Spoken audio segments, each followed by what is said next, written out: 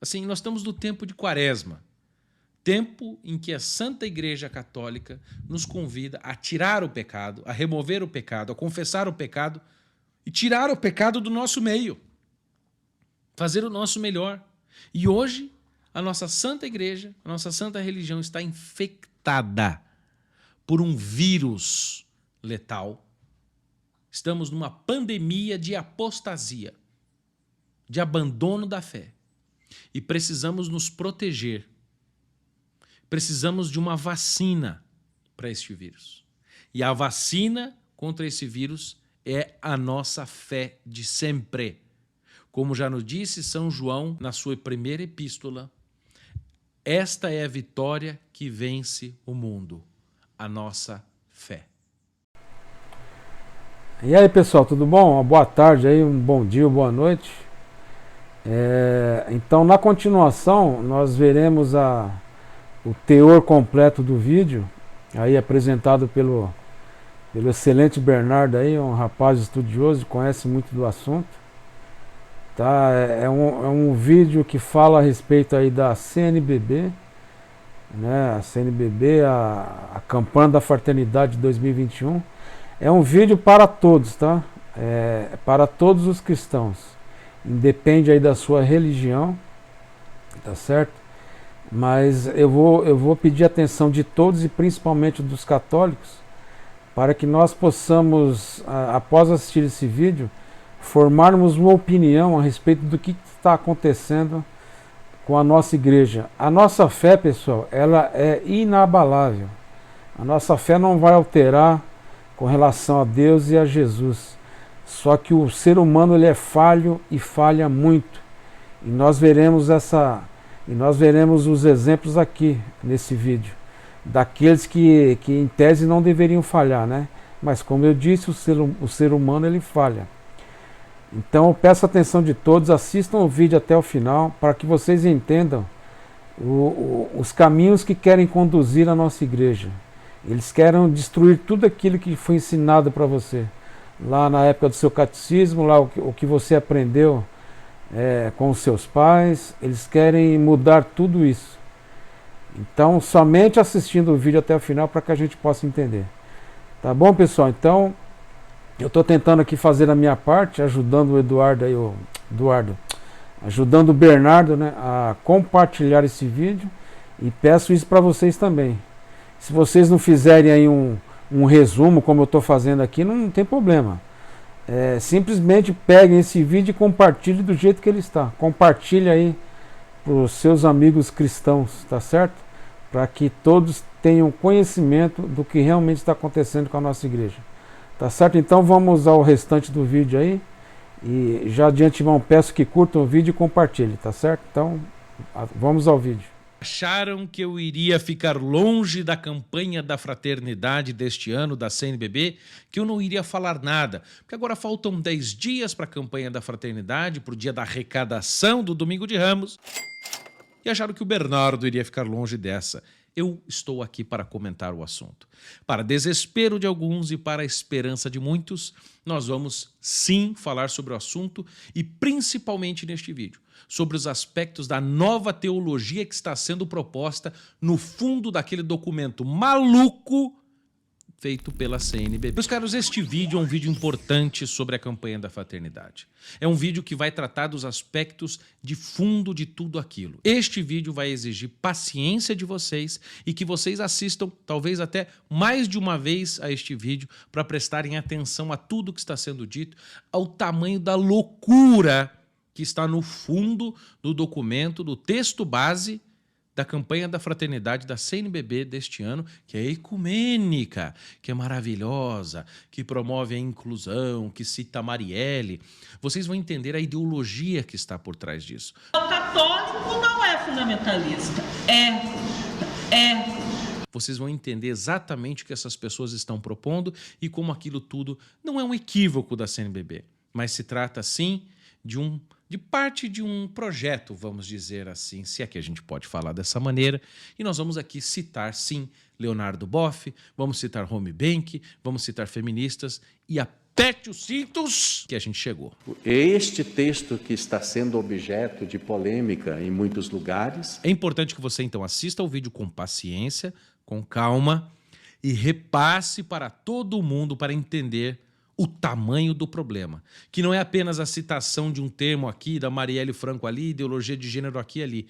Há toda uma nova proposta teológica acontecendo e as pessoas não estão vendo. E eu estou aqui para te ajudar. Vocês sabem que há algumas semanas o Centro Dom Bosco fez denúncias importantes acerca dos erros no texto base da campanha da fraternidade da CNBB este ano.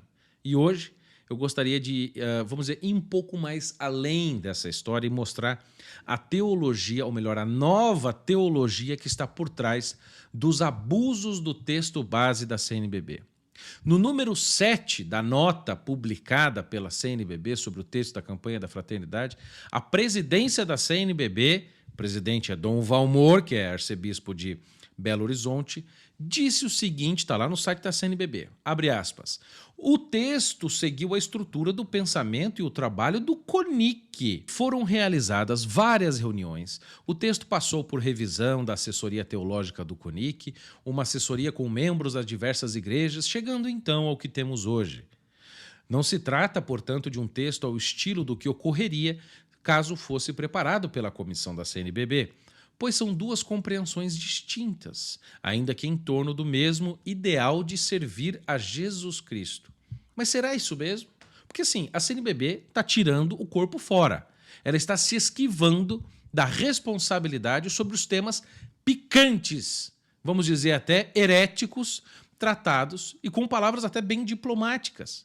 Demonstrou que não tem nada a ver com o assunto. Tirou o corpo fora. Olha, a gente não tem nada a ver com esse texto aqui, foi feito pelo CONIC, etc.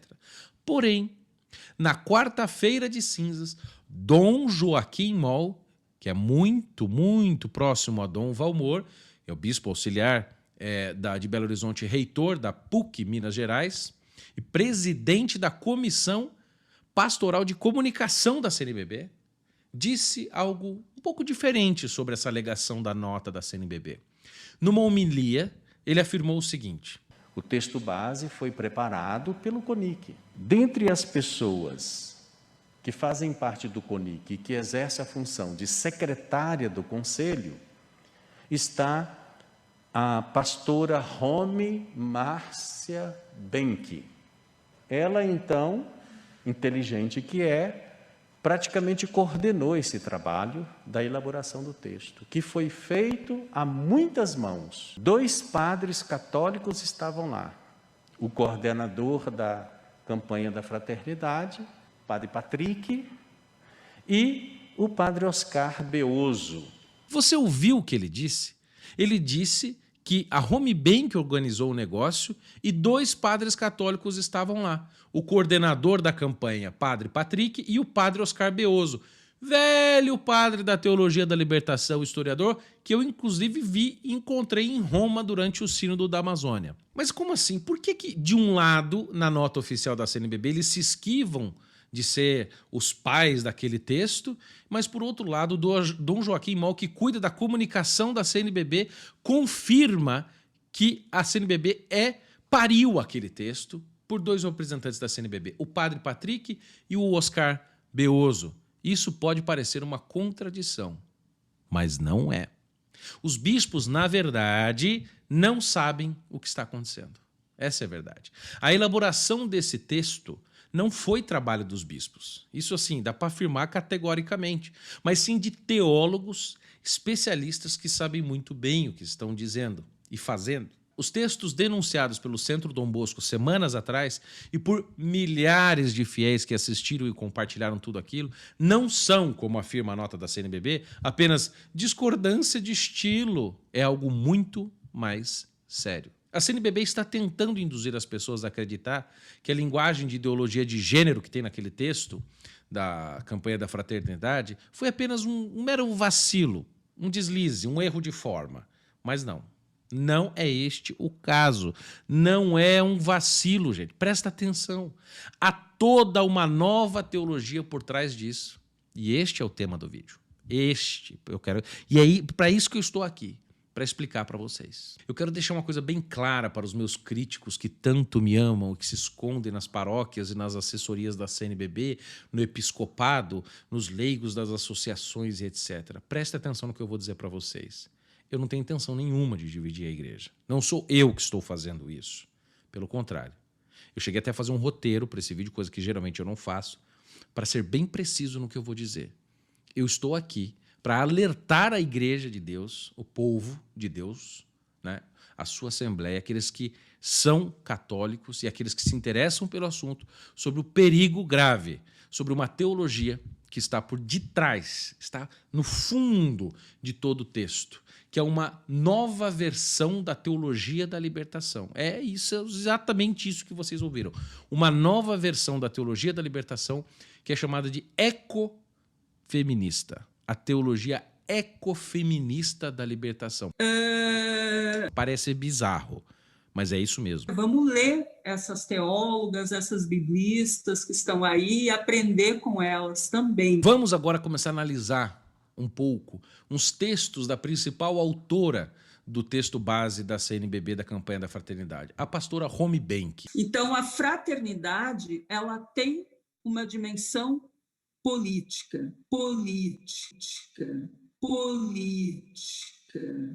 que se tornou muito famosa, vocês sabem, né, por todos os vídeos do Centro Dom Bosco. A pastora Romy Benck publicou em 2019, portanto não faz muito tempo, um texto chamado Laicidade e Direito ao Aborto, intersecções e conexões entre o debate feminista secular e o feminista religioso, com o apoio, nada mais, nada menos, da Open Society Foundations, uma ONG, uma fundação do multibilionário esquerdista maluco, anticristão Jorge Soros. E o trabalho da Romy Benck foi financiado pela Cefêmia.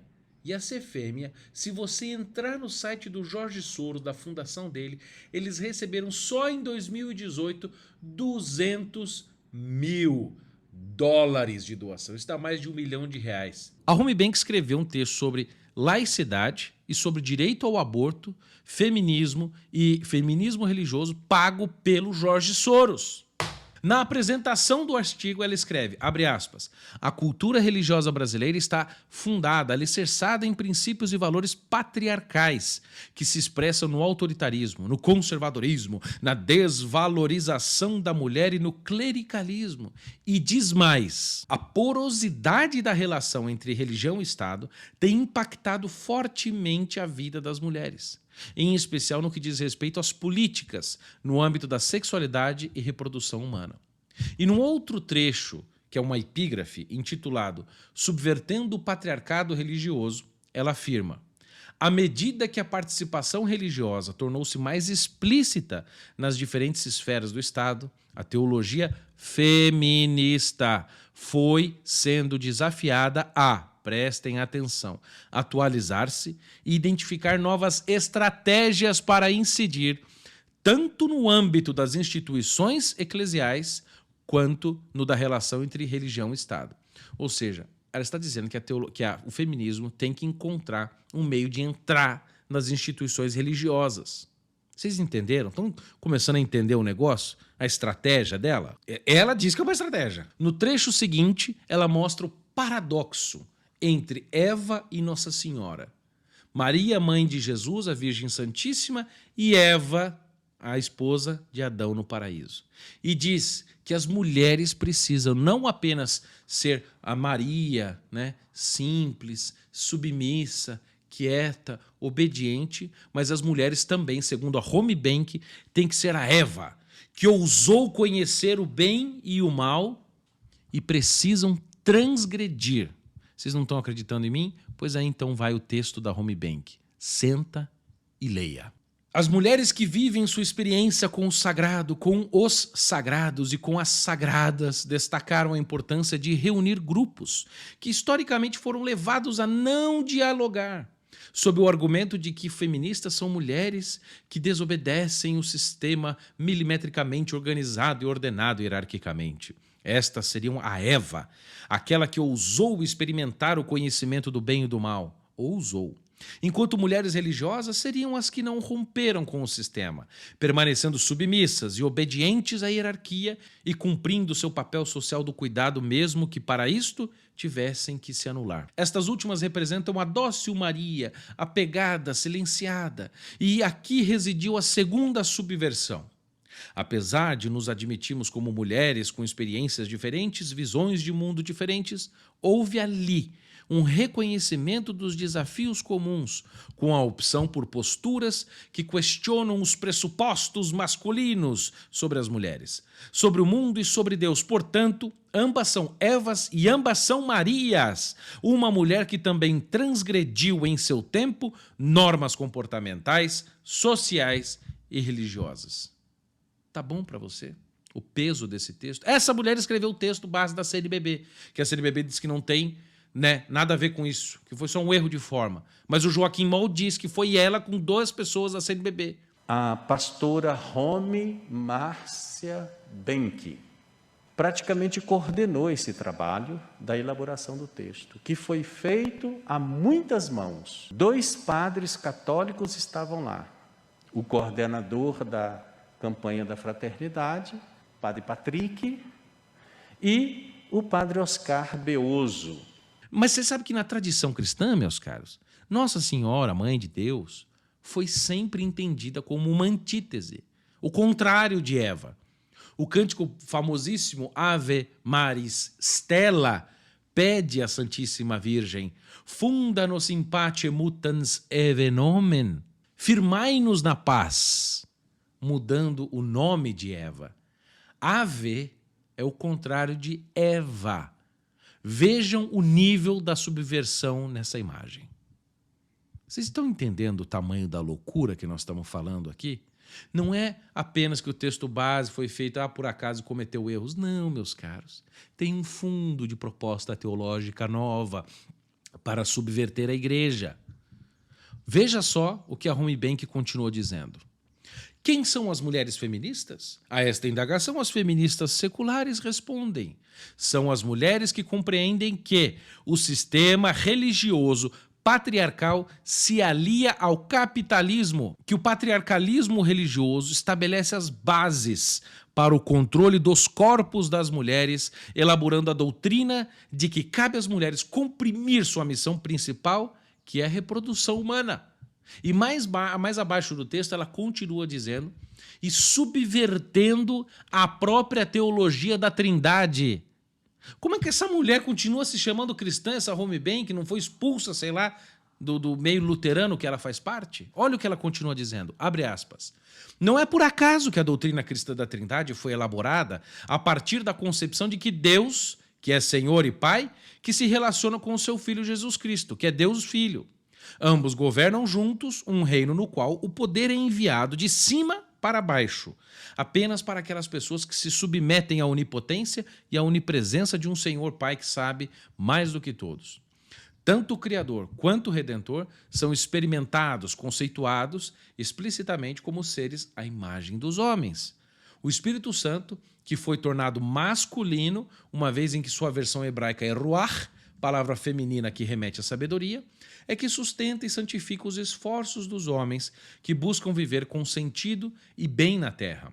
Esta elaboração teológica é uma afronta para feministas cristãs e torna-se uma das tensões mais difíceis por elas vividas. E abaixo ainda, ela continua, depois desse disparate de atacar uma das doutrinas mais caras à igreja, que nos primeiros séculos quase deu em guerra sobre isso, em que a igreja lutou para definir esse dogma, essa verdade de fé que é preservada por 2000 anos e agora a Romy Benck quer derrubar. Abaixo ainda no texto, não bastasse isso mais, ela ataca a própria CNBB, a própria Conferência Nacional dos Bispos, que deixou a Romy Benck publicar esse texto em nome da CNBB com os 2 padres da CNBB, segundo o Joaquim Moll. Olha o que ela diz sobre a CNBB, bispos da CNBB. Ela fala o seguinte: identificamos obstáculos importantes pela frente, não apenas no âmbito legislativo, mas também religioso. Em 2020, o tema da campanha da Fraternidade da Igreja Católica será pró-vida. Recentemente, a CNBB, diz ela, lançou um livro com o título Homem e Mulher, Deus os Criou. O texto apresenta um discurso de guerra às mulheres e ataca a primeira, segunda e terceira ondas feministas, afirmando que o movimento feminista não representa as mulheres, mas que é a expressão da ideologia de gênero. Segundo o texto, o movimento feminista introduz corrupção. Eu quero saber agora dos bispos que estão aí vendo agora de cara para o mundo inteiro ver qual é o ecumenismo da Home Bank. Qual é o ecumenismo da Home Bank que ataca a CNBB? Na cara dura, no texto dela. Como é que ela pode ser presidente do CONIC? E como é que a CNBB faz parte do CONIC? É isso que eu quero saber. Porque num vídeo ela chama católicos de fundamentalistas e como prova disso, sabe quem que ela coloca como prova do fundamentalismo? Os bispos. O católico não é fundamentalista, porque eu circulo muito nas comunidades religiosas e o que eu tenho escutado de bispo impedindo atividades que falem da temática de gênero, são muitos relatos de teologia feminista. Esses mesmos bispos que estão dando crédito para a Home Bank como se fosse uma intelectual a ser ouvida pelo povo católico e não os 2000 anos de igreja. Olha a gravidade disso, gente. Ela, inclusive, acusa o Vaticano, a Santa Sé, de financiar movimentos contra a ideologia de gênero. Todo movimento da ideologia de gênero, ele é financiado pelo Vaticano. Quiçá quisera Deus que financiasse mais. Ainda mais nos seus textos, vamos continuar aqui passeando por eles para vocês verem o absurdo. Ela diz que precisamos romper com a ideia de que o aborto é um ato de crueldade. Eu vou repetir. Nós temos que romper, acabar com essa ideia de que o aborto é um ato de crueldade. Diz ela, temos a tarefa urgente de fortalecer mecanismos capazes de romper com a ideia de que o aborto é um ato de crueldade e, para isso, é necessário fortalecer os argumentos de que o aborto é um direito e não crime. As tradições cristãs não têm um monopólio de valores como a compaixão e o acolhimento. Cara, essa mulher não devia falar em nome de nenhuma organização cristã. Desde o princípio, o cristianismo criticou e condenou o aborto. E ela está aqui dizendo que ele é um direito, deve ser um direito.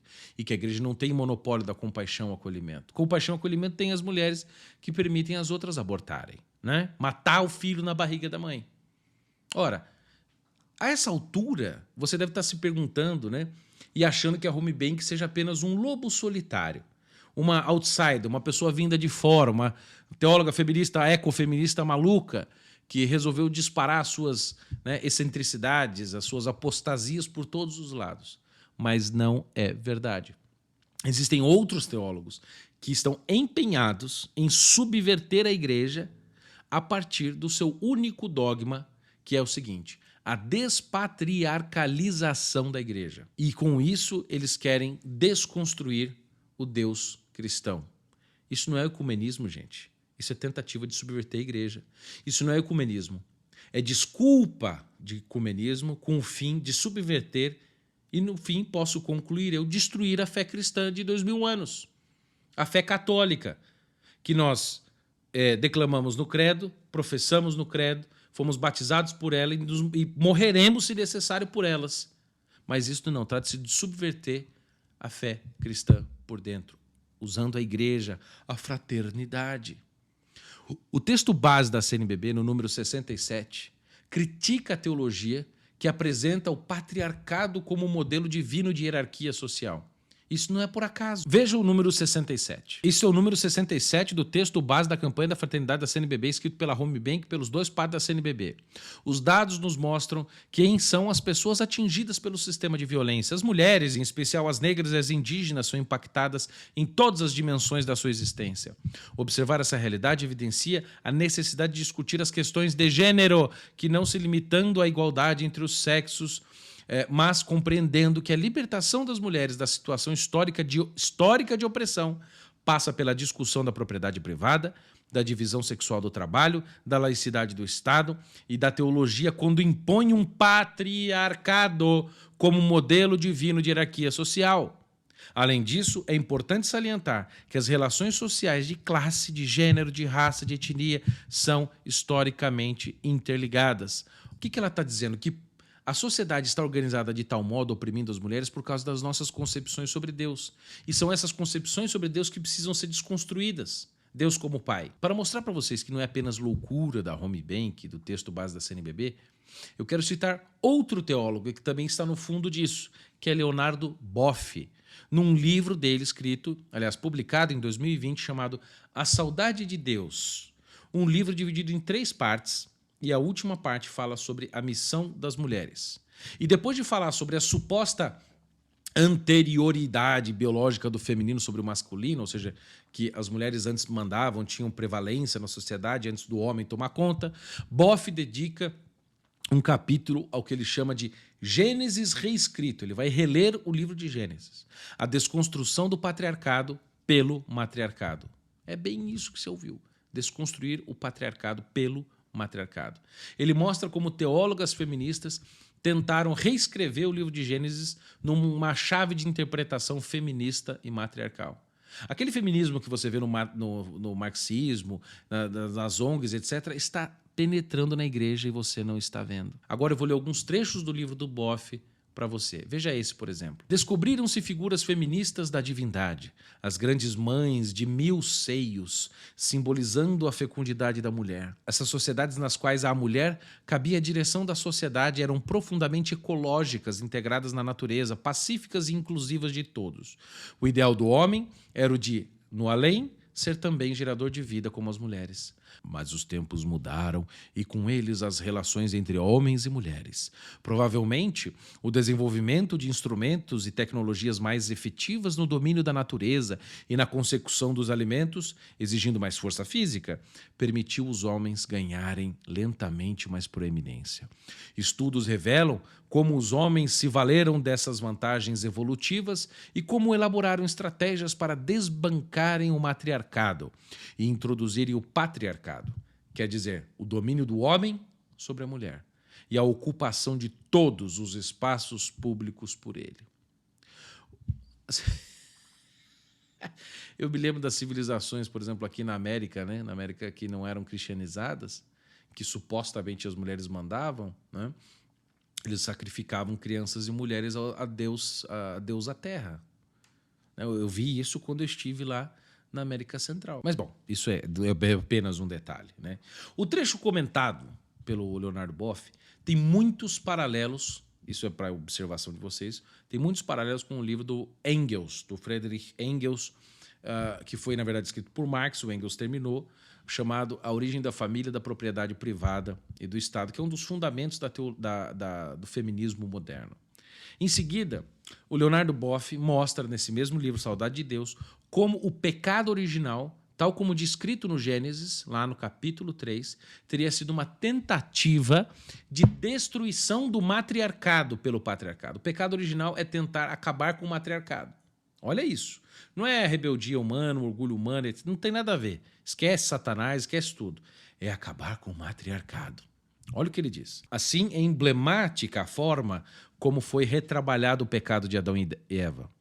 Nele se revela todo um esforço de desmonte do matriarcado por parte do patriarcado. Essa releitura se tornou acessível graças às investigações multidisciplinares de 2 eruditas teólogas feministas, Riane Eisler e Françoise Gange. E aqui ele dá o nome dos livros e continua. Segundo essas 2 autoras, houve um meticuloso processo de culpabilização das mulheres no sentido de legitimar e consolidar o domínio patriarcal. Os ritos e símbolos sagrados do matriarcado foram diabolizados e retroprojetados às origens na forma de um relato primordial, com a intenção de apagar totalmente os traços do relato feminino anterior. É demais, né? Lendo esse trecho com vocês, a gente tem que se perguntar se passa pela cabeça dessas pessoas que estão interpretando a Bíblia que o texto bíblico foi divinamente inspirado ou não. Pois, assim, eles tratam a Bíblia como se fosse uma obra apenas humana, feita por vontades de poder apenas. Não tem nada a ver de inspiração divina. Você percebe que essas pessoas estão se distanciando cada vez mais da fé católica? O Boff começa a explicar também no seu livro, segundo as feministas, né, Aisla e Gange, os 4 símbolos das mulheres que foi alterado pelos homens quando tomaram o poder lá no livro do Gênesis. Olha só, o primeiro símbolo atacado foi a mulher, que na cultura matriarcal era dotada do sexo sagrado, gerador de vida, e como tal simbolizava a grande mãe, suprema divindade. E no segundo, desconstruiu-se o símbolo da serpente, considerado o atributo principal da deusa mãe. Ela representava a sabedoria divina, que se renovava sempre como a pele da serpente. Deixa eu fazer uma pausa aqui, falando que a gente desconstruiu o símbolo da serpente. O símbolo da serpente antes era um símbolo principal da deusa mãe, da vida, e não o capeta. As pessoas não acreditam mais no capeta. Daqui a pouco vão se transformar em um. Continuando. Em terceiro lugar, desfigurou-se a árvore da vida, sempre tida como um dos símbolos principais da vida, ligando o céu com a terra, a árvore continuamente renova a vida como fruto melhor, etc. Em quarto lugar, destruiu-se a relação do homem e mulher, que originalmente constituía o coração da experiência do sagrado. A sexualidade era sagrada, pois possibilitava o acesso ao êxtase e ao sabor místico. Nada de filhos, de união matrimonial, esquece isso. Êxtase e saber místico, isso era o sexo. Gente, é desnecessário comentar isso com vocês em detalhes. Vocês entenderam o tamanho da loucura? Assim, eles realmente querem inverter a ordem, inverter todo o sentido e interpretação que a igreja deu em 2000 anos. Em 2000 anos a igreja sempre entendeu errado, chegou o Boff, a Homebank e umas feministas lá, francesa, americana, etc. E agora estão desvelando a verdade para você. Em quem você vai acreditar? Continua o Boff. Estamos assistindo a uma mudança de paradigma nas relações masculino-feminino. Essa mudança deve ser consolidada como um pensamento profundo e integrador, que possibilite uma felicidade pessoal e coletiva maior do que aquela debilmente alcançada sob o regime patriarcal. Mas isso só se consegue desconstruindo relatos que destroem a harmonia masculino-feminino e construindo novos símbolos que inspirem práticas civilizatórias humanizadoras para os dois sexos. É o que as feministas, antropólogas, filósofas e teólogas e outras pessoas envolvidas na causa estão fazendo com expressiva criatividade. A pastora Romy Márcia Benck, uma pessoa muito interessante, muito comprometida. Ela, então, inteligente que é, praticamente coordenou esse trabalho da elaboração do texto. É preciso desconstruir a narrativa que inspirem práticas que eles consideram ruins, que a igreja de 2000 anos é a civilização que a igreja propiciou para o mundo. E na sequência do livro do Boff, ele aplica a tal da leitura matriarcal, a leitura feminista, ecofeminista da libertação, para desconstruir a frase inicial do credo niceno-constantinopolitano. Creio em Deus Pai Todo-Poderoso. Ele vai desconstruir isso aqui, né? Ele vai pelo menos tentar, e diz ele: generalizando, ousamos dizer que essa suprema realidade, o reale realíssimo dos pensadores medievais, foi expressa, como já consideramos na cultura matriarcal, na figura da grande mãe divina. Mas entre nós predominou a cultura patriarcal na figura do Pai Todo-Poderoso, como se reza no credo. Então, Deus comparece claramente como masculino. Isso para ele é um problema. Consequentemente, todas as grandes religiões históricas no contexto do patriarcado são estruturadas ao redor do código masculino. Entretanto, com a nova consciência que estamos adquirindo, tais linguagens precisam ser despatriarcalizadas, desmasculinizadas, desmachificadas, se quisermos ter uma experiência totalizante no divino.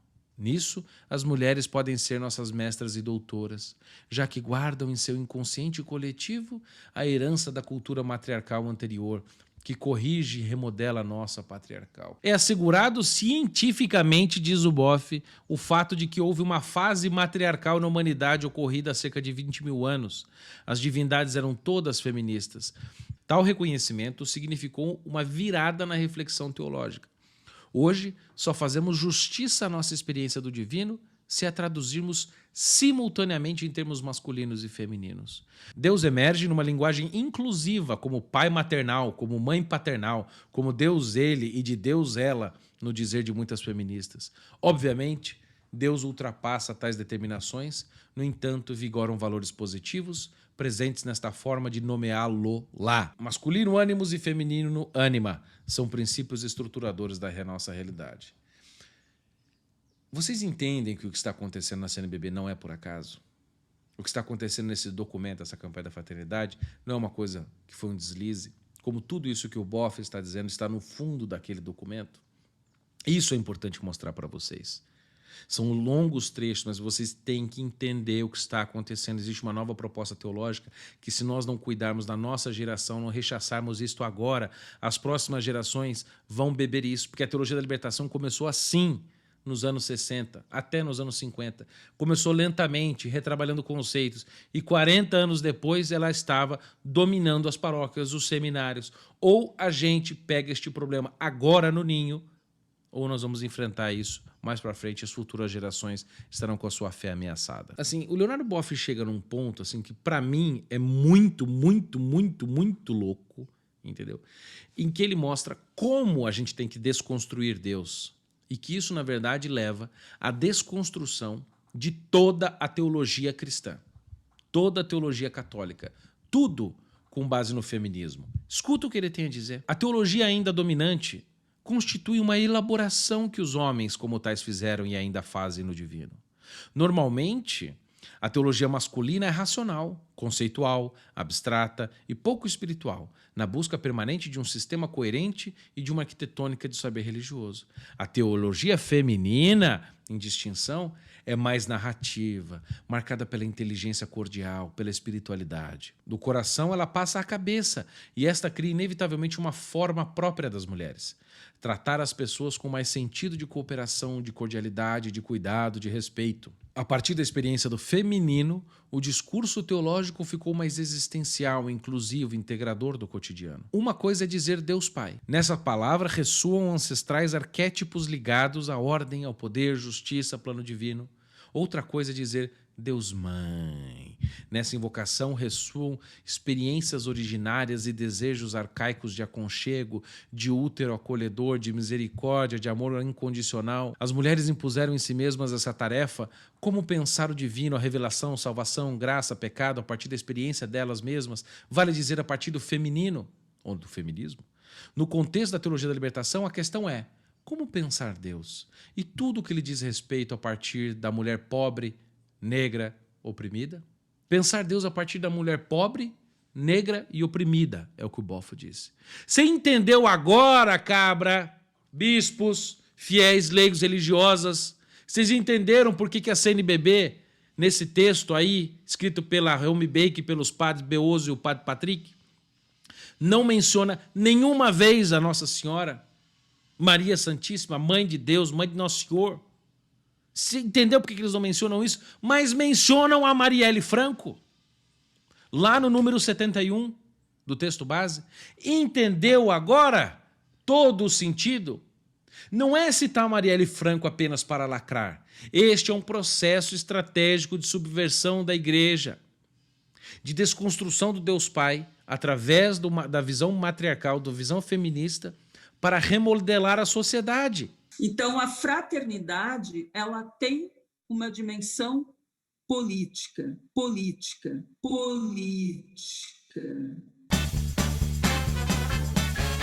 Não é para salvar as pessoas, céu e inferno. Esqueçam isso. Esse assunto não entra para eles. Não é para buscar a sua vida, a ordenação da sua vida aqui. Não é para rechaçar o erro, buscar o bem, ordenar as coisas na sua vida. Não é para isso. Não é para te tirar do pecado. Não é para te fazer parecido com Cristo. Aliás, nós vamos ver para frente que até o próprio Cristo tem que ser colocado de lado. É para simplesmente remodelar a estrutura social. A igreja é usada como bucha. Depois eu que sou o cara que quer dividir a igreja. O Leonardo Boff, então, continua. Se isso não tivesse tão ruim, ele continua. E dedica um capítulo à figura de Nosso Senhor Jesus Cristo. E depois de falar sobre o lado feminino de Jesus, nosso Senhor, que segundo ele aparecia nas parábolas, ele mostra como ele, nosso Senhor, teria tido uma prática tão inclusiva em relação às mulheres que, citando um texto que não está na Bíblia, um texto gnóstico, herético, por ele tomado como tendo fundo histórico, ele coloca nosso Senhor Jesus Cristo, Leonardo Boff coloca nosso Senhor Jesus Cristo, Deus nos perdoe, citar isso aqui, que ele beijaria Maria Madalena na boca e teria relações sexuais com Maria Madalena. Ele coloca isso no seu livro, pô. Isso não é de causar indignação nas pessoas? Cuspir em 2000 anos de teologia? Em 2000 anos de crença, de fé, de santos? 2000 anos de magistério? Olha o que ele diz. O Evangelho de Filipe diz, abre aspas, acompanhavam sempre o mestre, Maria sua mãe, Miriam de Magdala, Maria Madalena, que é conhecida como sua própria companheira, porque Miriam é para ele uma irmã, uma mãe e uma esposa. Mais adiante afirma, o Senhor amava Maria mais do que todos os demais discípulos e a beijava com frequência na boca. Os discípulos, ao verem que a amava, perguntaram-lhe, por que amas a ela mais do que a nós todos? O Redentor lhes respondeu, o quê? Eu não devo amá-la tanto quanto a vocês? Embora, continua o Boff, embora tais relatos possam ser interpretados no sentido espiritual dos gnósticos, pois essa é sua matriz, não devemos, dizem conhecidos exegetas, excluir um fundo histórico verdadeiro, a saber, uma relação concreta e carnal de Jesus com Maria de Magdala, base para o sentido espiritual. Por que não? Há algo mais sagrado do que o amor efetivo entre um homem, um filho de Deus, Jesus, e uma mulher? Mas Leonardo Boff não é o único exemplar desse tipo de gente, da teologia ecofeminista, junto com o Romy Benck, da teologia ecofeminista da libertação. Há uma outra teóloga, inclusive, freira da Congregação das Irmãs de Nossa Senhora, cônegas de Santo Agostinho, a Ivone Gebara, que é praticamente uma das cofundadoras ou fundadora do ecofeminismo na teologia. Recentemente, ela deu uma entrevista para a BBC News Brasil em 15 de setembro de 2020. Olha o que ela disse. Tem muitas teólogas feministas que são inclusivas apenas. Falam Deus, pai, mãe. Eu já não sei mais dizer isso. Eu prefiro nem dizer Deus. Prefiro omitir essa palavra. Prefiro dizer a força que nos move, o amor que nos move, alguma coisa para criar uma pergunta em relação às imagens patriarcais de Deus que continuam sendo usadas pela religião e agora com muita força pelas políticas conservadoras. E falando sobre as feministas cristãs, a Ivone Gebara diz o seguinte, que a gente não faz muita diferença se uma é luterana, outra é presbiteriana. A gente percebe que essas divisões são políticas, econômicas, de ruptura de macho com macho brigando por pedaço de terreno. A gente está junto, mas ninguém nunca me pergunta se sou católica. Eu nunca perguntei se é metodista, muçulmana, judia. Por que essa preocupação, então, com a Igreja Católica? Se vocês querem fazer uma heresia, façam vocês a sua própria igreja. Não venha querer subverter a Igreja Católica desde dentro, porque há olhos atentos ao que vocês estão fazendo, lendo o que vocês escrevem e prevendo o que vocês querem fazer no futuro. A Ivone Gebara continua dizendo um absurdo, que o cristianismo tem que tirar a centralidade de Jesus Cristo, nosso Senhor. Olha o texto que ela diz. Eu tenho feito teologia feminista, mostrando, por exemplo, que no caso do cristianismo, de maneira particular do catolicismo, que eu conheço melhor porque sou católica, a gente poderia, na dimensão dos evangelhos, em vez de colocar a centralidade na figura de Jesus, colocar a centralidade nas ações, nas parábolas, na ética. Muito mais na ética do que na metafísica. Eu estou fazendo esse trabalho há 40 anos, mas acho muito difícil que as igrejas o aceitem porque envolve uma questão de poder. Vamos tirar Jesus do centro. Vamos tirar a igreja cristã, que vem de Cristo, do centro. Vamos falar das parábolas, das mensagens de Jesus. Vamos tirar Jesus do centro. Olha, na Bíblia está bem claro que diz que aquele que nega que Cristo veio em carne, que ele é o Filho de Deus, é o capeta, é o anticristo. Falando sobre a ordenação de mulheres, de fazer mulher padre, né? Olha o que a Ivone Gebara diz. Eu não gostaria que houvesse mulheres ordenadas no estilo dos homens. Aliás, eu gostaria que os homens também não fossem ordenados. Porque no momento em que você fala, eu te ordeno em nome de Deus, você já está impondo uma hierarquia patriarcal. Por que não aproveitaria o que já existe? Agora, eu quero lhes dizer que as mulheres fazem o que têm feito, também tem liturgias à parte, sem pedir permissão. tem feito o memorial do movimento de Jesus sem pedir permissão, e o que vai acontecer eu não sei. Prevejo que as novidades não vão sucumbir. Haverá sempre conflitos, e eu acho que os conflitos são quase inevitáveis. Então, o próprio entrevistador se assusta com o que ela disse e pergunta o seguinte: Ivone, quando a senhora diz liturgias e memorial, quer dizer celebrações eucarísticas similares a uma missa? E ela responde: não, não tem nada de copiar, mas ninguém me tira o direito de, numa comunidade, fazer memória de Jesus e partilhar o pão. Eu não estou fazendo o sacramento da Igreja Católica nem da Igreja Protestante, estou fazendo um memorial que pode ter sentido.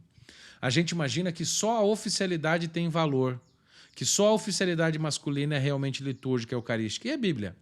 No entanto, você pega o Jesus Cristo de José de Saramago, de tantos e tantos outros autores, de Walter Hugo Mãe, tantos que releram o cristianismo, por que só a leitura da igreja tem valor? Por que só a leitura dos clérigos, que não é nada de leitura? É reprodução dos mesmos sem criatividade nenhuma. Por que só eles têm valor? Por que fazem parte da poderosíssima instituição marcada pelos poderes imperiais, pelos poderes estatais? Não se esqueça de que o Vaticano é um Estado e o Papa é o chefe do Estado. Não é só Papa. Essas ambiguidades e contradições estão marcadas na gente e a gente se dá o direito de, ao ser parte disso, ser também insurreta. Está aqui para vocês. Está aqui.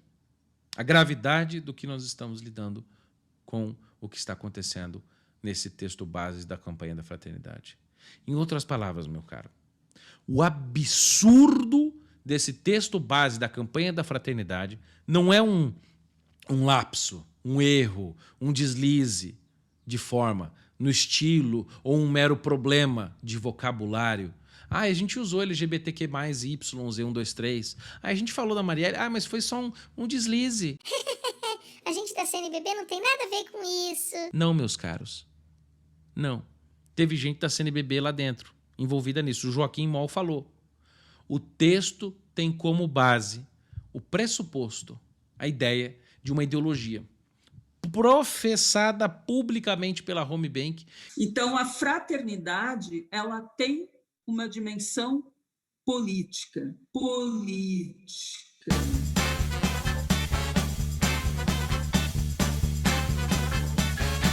E está respaldada em teólogos e teólogas chamados católicos que pretendem desconstruir, demolir, explodir, destruir, ferrar, acabar com a religião cristã e a religião católica. Quer destruir a sucessão apostólica de Pedro até agora, Francisco. Querem destruir o sacramento da ordem dos nossos padres. Querem reduzir a Eucaristia, que é o centro da liturgia da nossa fé, a um mero memorial do movimento de Jesus. Querem diluir a moral da igreja em todas as bandeiras favoráveis ao aborto, dizendo que o aborto não deve ser crime, que o aborto é um direito, que não deve ser uma coisa abominável, que nós devemos ceder à ideologia LGBT. Querem reescrever a própria Sagrada Escritura e sua interpretação, tirar o seu significado, desmontar a própria pessoa de nosso Senhor Jesus Cristo, redefinindo, tirando Jesus do centro. Gente do céu! O que está acontecendo que as pessoas não estão indignadas indo à porta da igreja, comprando seus bispos, indo lá na CNBB? Cadê esse povo? Nós precisamos nos manifestar. Querem redefinir a própria identidade de Deus Pai. Nós não podemos mais, nós não poderemos mais no futuro, daqui a pouco, dizer Pai Nosso. Mas nós vamos substituir, Deus Pai de nosso Senhor Jesus Cristo pela Deusa Mãe da divindade pagã. A grande mãe cuidadora da terra, a grande mãe ecológica, ou a superforça. Vocês estão entendendo o porquê da Pachamama lá atrás, em 2019, que eu fui um dos poucos que pegou pesado sobre essa questão? Vocês lembram disso?